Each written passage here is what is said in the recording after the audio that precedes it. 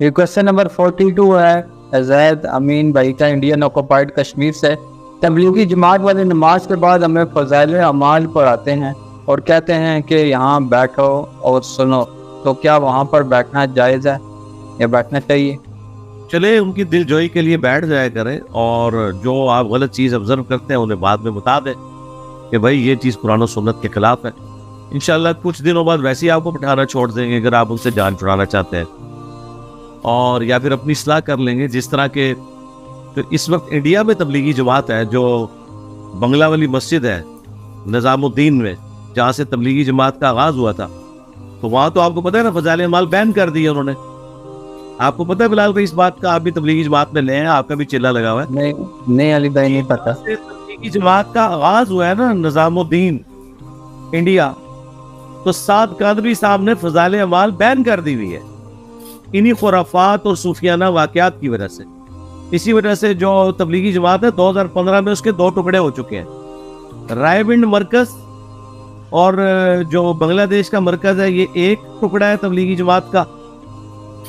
اور اس طریقے سے جو نظام الدین مرکز جہاں سے تبلیغی جماعت شروع ہوئی تھی انڈیا سے، بنگلہ والی مسجد مولانا الیاس قادری صاحب نے جہاں سے شروع کی تھی، اور اس کے بعد ان کی لیگیسی کو یوسف قادری صاحب لے کے چلے۔ ان کی اپنی نسل میں جو سعد قادری صاحب ہے انہوں نے یہ ساری خرافات بند کروا دی ہے۔ وہ وہاں پہ جو منتخب احادیث کا یعنی درس کرواتے ہیں، اسی وجہ سے جو دیوبند مدرسہ ہے انڈیا کا وہ نالا ہے، انہوں نے سعد قادری صاحب کی گمراہی کے فتوے نکال دیے۔ اندازہ کرے سعد قادری صاحب یعنی خاندان عالیہ کاندلویہ میں سے ہونے کے باوجود اگر قرآن و سنت کی بات کریں تو دیوبندی انہیں نکال دیتے ہیں اپنے مسلک سے بھی، فرقے سے بھی۔ تو ہم اور آپ تو شاہی کوئی نہیں ہے، ہم سے کہاں انہوں نے قرآن سنت کی بات سننی ہے؟ تو جن لوگوں کو یہ کبھی وہم بھی تھا نا کہ یہ قرآن و سنت کے ماننے والے ہیں، تو انہیں یہ یقین ہو جانا چاہیے کہ سعد قادری صاحب کی دیوبندیت میں اگر دیوبند کا مدرسہ شک کر رہا ہے صرف اس وجہ سے کہ انہوں نے کہا کہ یہ خرافات والی کتاب بند کروں گا میں، نہیں یہ پڑھی جائے گی، تو یہ لوگ نفرت کرنا شروع ہو گئے ان سے، اور انہیں کہہ رہے ہیں بزرگوں کا راستہ چھوڑ دیا، حالانکہ وہ بزرگوں کی اولاد سے۔ لیکن الحمدللہ انہوں نے کوئی اپنی حمیت اس حوالے سے نہیں رکھی سعد قادری صاحب نے کہ میری چونکہ اب نسبت اس خاندان کے ساتھ ہے۔ بھائی غلطی تو کسی کو بھی لگ سکتی ہے۔ اب یزید کا بیٹا جو تھا معاویہ ابن یزید،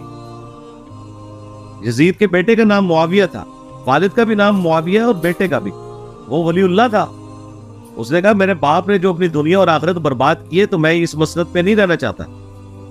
بڑی چھوٹی عمر میں وہ فوت ہو گیا تھا۔ اسے شیعہ بھی رحمہ اللہ کہتے ہیں، اب اہل سنت تو کہتے ہی ہیں۔ تو وہ اپنے باپ کی لیگیسی تو آگے لے کے نہیں چلا۔ یہ تو کوئی طریقہ نہیں ہے کہ اگر کوئی ماں باپ غلط کام کر گئے تو آپ نے تو دیکھنا کتاب و سنت کیا کہہ رہی ہے۔ آپ اطیعوا اللہ و اطیعوا الرسول و اولی الامر منکم فَإِن تَنَازَعْتُمْ فِي شَيْءٍ فَرُدُّوهُ إِلَى اللَّهِ وَالرَّسُولِ،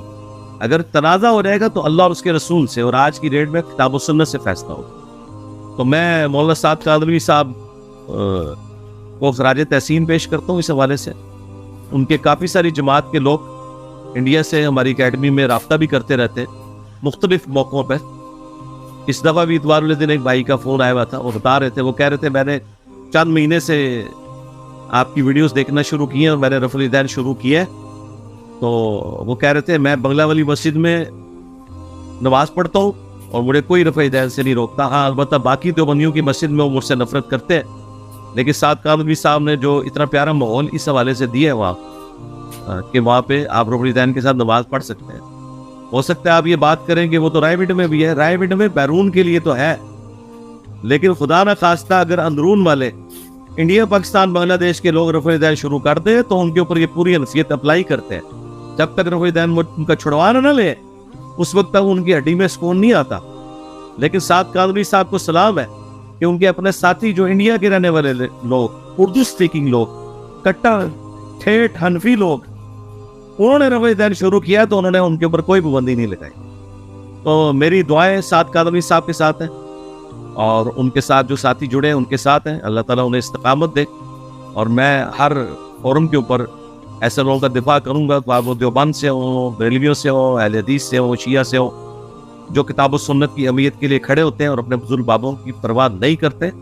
بس ہمیں اس قسم کے لوگ چاہیے، یہ علماء ہے جو ہمارے سروں کا تاج ہے۔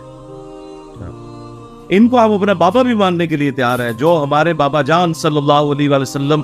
के साथ जो है वो अपनी निस्बत को मजबूत कर रहे हैं, और जिन्होंने रसूलुल्लाह के साथ गद्दारी की हुई है उन बाबों से वो ऐलान बरात कर रहे हैं। ख्वाब वो गद्दारी किसी ने बदनीयती पे की या लाइल्मी पे की, और अल्टीमेटली तो गद्दारी हो गई ना, वो अल्लाह को खुद जवाब दे होंगी। उन लोगों की आखिरत का हम फैसला नहीं करते यहाँ बैठ के, लेकिन जब हमें पता चल गया तो हमने तो अपनी निस्बत उस शख्स के साथ मजबूत करनी है जिसकी कब्र मदीने में है। सल्लल्लाहु अलैहि वसल्लम मा दल्ला साहिबुकुम व मा गवा, तुम्हारे नबी न कभी बहके हैं न कभी बेरा चले। तो आप देखें ये इन इख्तलाफात की वजह से वो बंगला वाली मस्जिद को इनकी मुखालफीन जो तबलीगी जमात वाली पार्टी है उनके मानने वालों ने मस्जिद दरार करार दे दिया, मुनाफिकीन की मस्जिद के साथ जोड़ दिया मस्जिद दरार। ठीक है, फिर जो बांग्लादेश में इज्तिमा हुआ वहां बकायदा जो है वो एक दूसरे के ऊपर लाठी चार्ज किया और ये बड़े मामलात बिगड़े, और तारिक जमीर साहब भी इसमें बीच में कुछ सुलह के लिए इन्वॉल्व हुए थे, और तारिक जमीर साहब भी अनडिक्लेयर्ड साद कादरवी साहब के साथ हैं, क्योंकि उन्होंने अपनी वीडियो में खुद वो खुराफात सारी वो जो फज़ाइल माल में लिखी थी कि वो इतने साल तक सत्तू फांकते थे, इतने साल तक वो नमक का सुरमा लगाते रहे, इतने साल तक उन्होंने ये किया, उतने साल तक वो सारी जो बकवासियात लिखी हुई है फज़ाइल माल और फज़ाइल सदक़ात में सूफिया की, उनका खुद मजाक उड़ाया है तारिक जमीर साहब ने। उस पर हमारा क्लिप भी हमारे स्टूडेंट ने बनाया था, तब्दीली आ गई है, लेकिन जाहिर है कि उनको उस तरह पोस्ट कोई राइबिड में नहीं है, मैं उनकी मजबूरी समझ सकता हूँ। और पर्सनली उन्होंने मुझसे बहुत सारी बातें की हैं, लेकिन जितनी मुझे वो इजाज़त देते हैं उतनी मैं कर देता हूँ। बाकी बातें चूँकि जब उनकी इजाज़त होगी तो मैं कर दूंगा, सिर्फ इशारतन मैं कर रहा हूँ कि उन्हें ये पता है कि ये फज़ाइल माल में जो कुछ लिखा है, और ये वीडियो में वो कह चुके हैं कि ये दीन जो है ना वो नबी इस्लाम और साहबा कराम और अहले बैत के दीन से डेविएटेड है जो ये पेश कर रहे हैं, अहादीस इसको सपोर्ट नहीं करती। तो इंडायरेक्टली उन्होंने मान लिया कि इन किताबों से अब जान छुड़ानी चाहिए, हमें किताबों सुन्नत का दर्स देना चाहिए। मैं मौलाना साद कादरी साहब से भी रिक्वेस्ट करूंगा कि सर, कुरान में वाज़ेह आयत है सूरतुल नाम की आयत नंबर 19, व ऊहिया इलैया हाज़ल कुरआन लिउनज़िरकुम बिहि व मन बलग, नबी तुम फरमा दो कुरान मुझे अल्लाह ने इसलिए वही किया ताकि मैं इसके जरिए तुम्हें भी तबलीग करूं, आखिरत का डर सुनाऊं, और जिस तक ये किताब पहुंच जाए वो भी इसी किताब के जरिए डर सुनाए। तो रसूलुल्लाह ने हमारी टेक्स्ट बुक जो है अल्लाह ताला के कहने पे जो मुकर्रर की है वो किताबुल्लाह है, सुन्नत उसी की तफसील है। तो मेरी ख्वाहिश है कि बंगला वाली मस्जिद में दर्स कुरान होना चाहिए, और उसके ज़ेल में जो सहीहुल इस्नाद हदीस है वो बयान होनी चाहिए।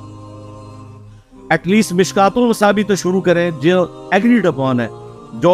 अहले सुन्नत की मेन स्ट्रीम की ऑलमोस्ट 13 किताबों के नोट्स हैं, इंक्लूडिंग बुखारी, मुस्लिम, अबू दाऊद, तिरमिज़ी, निसाई, इब्न माजा, ये शुरू करें और दर्स जो है वो दें कुरान पाक से। और इसमें कोई इख्तिलाफ नहीं है, अगर वो चाहते हैं तो अशरफ थानवी साहब का तर्जुमा बेशक कर लें, अहमद बरेलवी साहब का, अगर बरेलवी किसी मस्जिद में जाकर जमात रुकी है वो पढ़ लें तर्जुमा। इक्का दुक्का जगह जो डंडियाँ है वो मतलब पकड़ी जाती है, बाकी ओवरऑल तर्जुमा सब ने ठीक किया। और इस तरीके से तकी उस्मानी साहब ने बड़ा अच्छा तर्जुमा किया। डॉक्टर तारिक कादरी साहब का तर्जुमा मुझे बहुत पसंद है, और पीर करम शाह साहब का तर्जुमा और मौलाना मदूदी का तर्जुमा तो आप समझे कि शाहकार है। यानी अरबी जुबान का सोजो गुदाज अगर उर्दू में किसी ने ट्रांसफर किया है ना तो वो मदूदी साहब का तर्जुमा। आपको लगता है जैसे उर्दू में कुरान नाजिल हुआ है, जो उन्होंने अल्फाज का चुनाव किया है,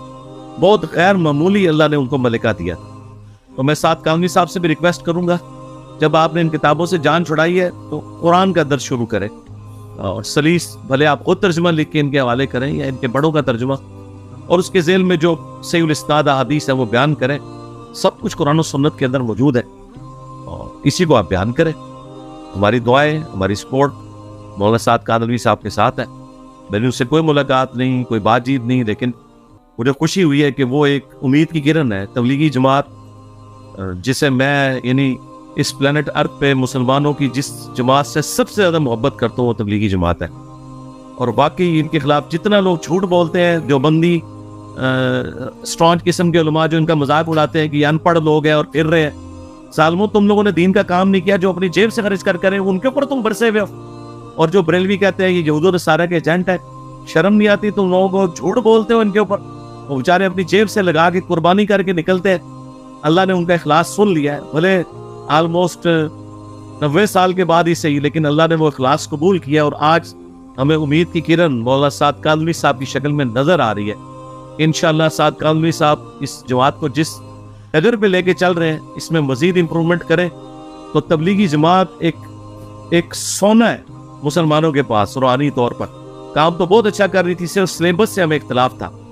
سلوگن بہت اچھا ہے کہ اللہ تعالیٰ کے احکامات کو نبی اسلام کے طریقوں میں پورا کرنا ہے، تو بھائی اللہ تعالیٰ کے احکامات قرآن میں لکھے ہوئے ہیں، نبی اسلام کے طریقے بخاری مسلم میں لکھے ہوئے ہیں، یا ساری مین اسٹریم کی کتابوں کے نوٹس مشکات المصابیح میں جو ایگریڈ اپان ہے تمام اہل سنت کے ہاں، چاہے وہ حنفی ہو، شافعی ہو، مالکی ہو، حنبلی ہو،